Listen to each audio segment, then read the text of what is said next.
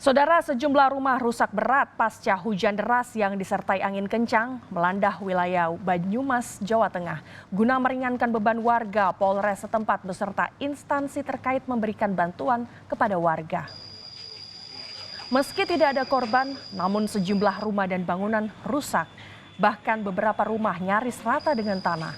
Selain melakukan perbaikan, Polres beserta Kodim setempat memberikan bantuan sembako kepada warga.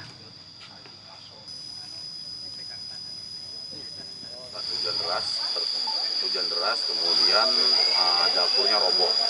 Kemudian kita mendapatkan laporan, kemudian kita meninjau bahwa benar dapur rumah Ibu Kartisemnya roboh, terus kemudian diperbaiki, ternyata banyak kayu-kayu yang sudah lapuk, ya, sudah lapuk.